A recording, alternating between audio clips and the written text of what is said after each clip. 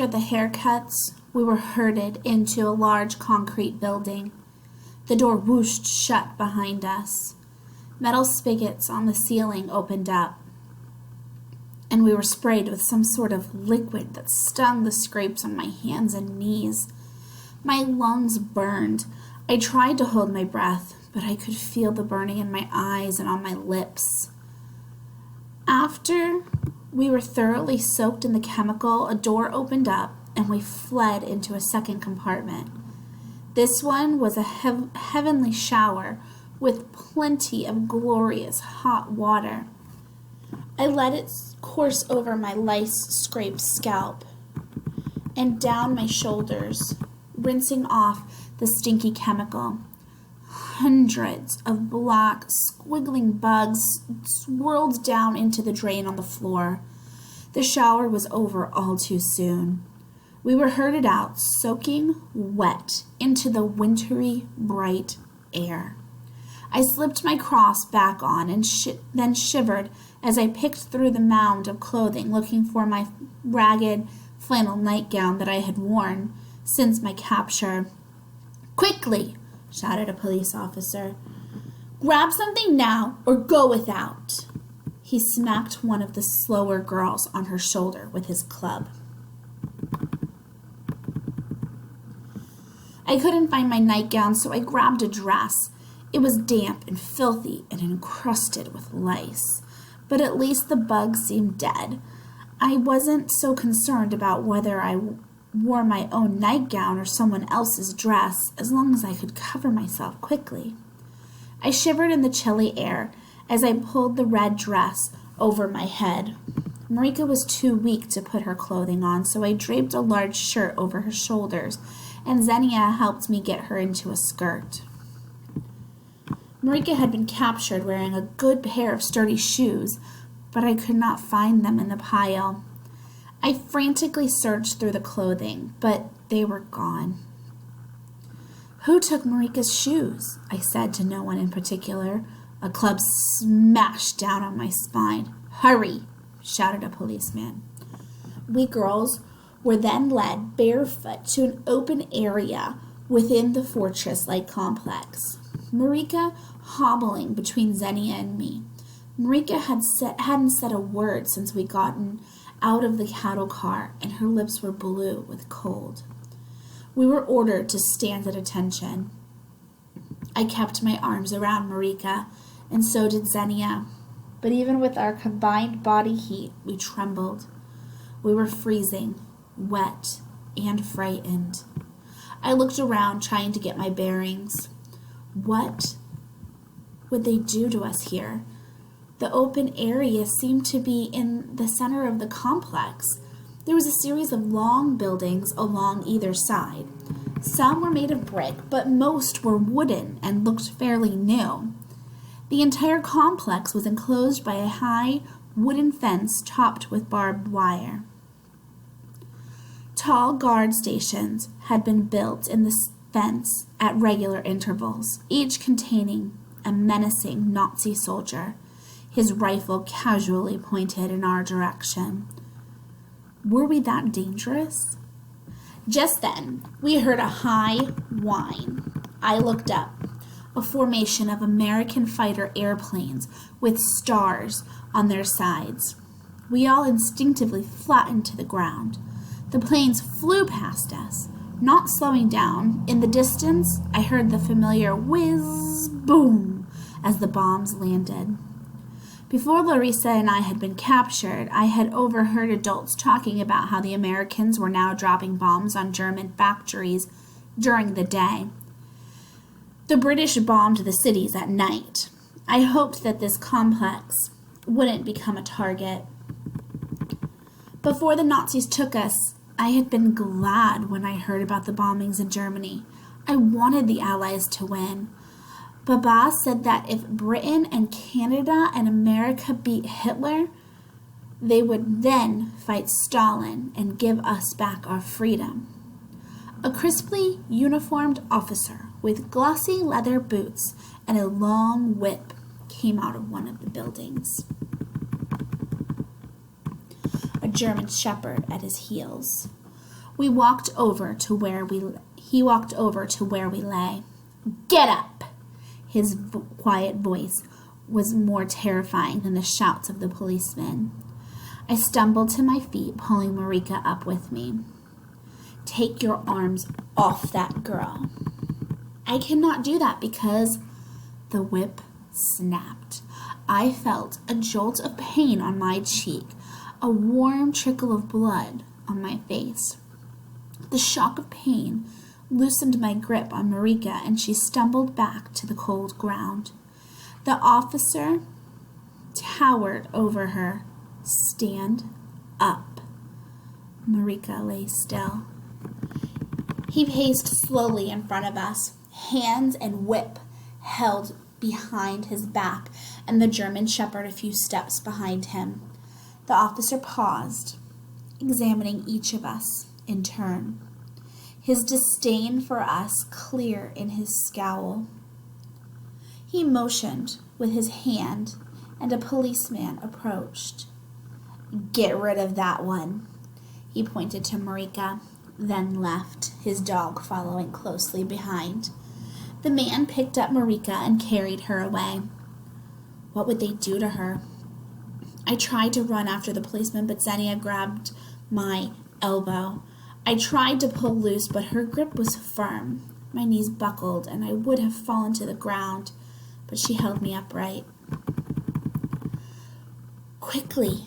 shouted a different policeman, brandishing his club. He herded us into one of the barracks. The room was dank and dim and smelled of bleaching powder. It was an oblong room with 3 tiers of wooden bunks on one side and 2 tiers on the other. I counted 36 in all. As my eyes adjusted to the darkness, I could see that there was a small wooden table by the door and a bare light bulb hanging from the ceiling by a wire in the middle of the room. I walked over to it and pulled a long string that was attached to it. The bulb didn't give off much light, but I could see the room more clearly. I noticed a small electric heater up against the back wall, so I walked over and touched it. Stone cold. I felt all over until I found a switch on the back. I flicked it on, then held my hands in front of it for a few moments. A faint warmth billowed out, not nearly enough to heat the entire room. Most of the bunks had a mattress folded in half, positioned at the end of the bunk. A bare pillow, 2 coarse gray blankets, and 1 stiff yellow bed sheet were stacked on top of each mattress. The bunks closest to the heater looked taken, the mattresses lying flat and the beds made. The bottom bunk, close to the doors, seemed not to be claimed, so I sat down on the wooden edge, exhausted, cold, and hungry, but mostly in shock. So much had happened in such a short time. What was this place they had taken us to? It was better than the cattle car, at least it was clean, but it seemed that we were in some sort of prison. What had I done wrong? Some of the girls were flipping open their mattresses and making their beds. Others sat silently on the bare wood of their bunks like me. Some were weeping. Others looked terrified. I felt like a big weight had been placed on my shoulders. I had to find my sister. Larissa would be beside herself with fear by now. But I had to get out of this place first. How was that possible when we were surrounded by a barbed wire fence and guards? Was there any way I could get word to her? I could not let myself get sad or overwhelmed. I had to stay strong. The most important thing was to stay alive and healthy so I could find my sister and get her to safety. I flipped my mattress down onto the bunk and was surprised as its dull thud. I ran my palm over the surface of the ticking, trying to determine what the mattress was stuffed with. At home, our beds were filled with goose down. I remembered that Last night, before the Nazis came, before Larissa and I were stolen away, we had snuggled up together under our grandmother's thick goose-down quilt. Baba had sung a lullaby as we closed our eyes and drifted off to sleep. That was my last happy memory. I wanted to hold it in my heart forever. This mattress was stiff and nearly rock solid. I picked up the pillow. It was stuffed with some mysterious filling. I held it to my face and breathed in deep, then nearly choked. It smelled like an unswept barn. "It's stuffed with old dirty straw," said Xenia, who was busy making her own bed. "Did Germans sleep on straw? I had always thought they were cleaner than that, but they kept calling us swine. I guess they really believe it, having even given us the bedding of pigs." I picked up the one yellow sheet and held it to my face. It was coarse and scratchy and smelled like bleaching powder, but at least it seemed clean. I unfolded the sheet and drew it over the mattress and pillow together and tucked it in it as snug as I could. I would do anything to keep my body away from that straw. The last thing I needed was another batch of lice. The electric heater hummed away, but no heat reached me. I lay down on the bunk, pulled the covers over me, and curled up into a ball, hoping for some warmth. But the blankets were so stiff and thin that I kept on shivering as I lay there, worried. Thoughts tumbled through my mind. What would become of me? What would they do to Marika? Where had they taken Luca? I could only hope that wherever Larissa was, it was better than this. I felt a gentle hand on my back and turned around. Xenia. We had barely talked on the train, and now she was being so kind to me. "Who else will help us if we don't help each other?" she said. It was as if she had read my mind. "Besides, if it wasn't for you, I don't think I could have survived the train ride." Her comment puzzled me. "You were the one who got us to sing." My eyes filled with tears. We were human after all, and we could comfort each other, but Xenia, Luca, and Marika were the only ones from that cattle car that I knew anything about. "What I'd really like to do," I said, "is find out a little bit about all of us here." "Good idea," said Xenia, smiling. "I'll start."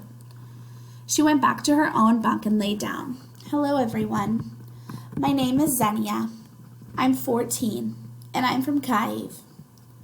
A dark-eyebrowed girl in the bunk above her said, "I am Tatiana, and I'm from the Kyiv region too, from Busha."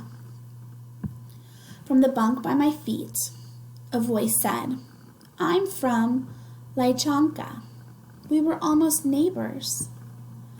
I sat up and leaned over so I could see the owner of the voice. With her shaved head, pale eyes, and blonde eyebrows, the girl looked almost colorless. She wore a dark woolen school dress and a filthy white stockings. "What's your name?" I asked. "Katrina Peach." "How old are you?" 11. "I am 9, I said. There were murmurs in the room. "I've heard they don't like the young ones here," said Katrina.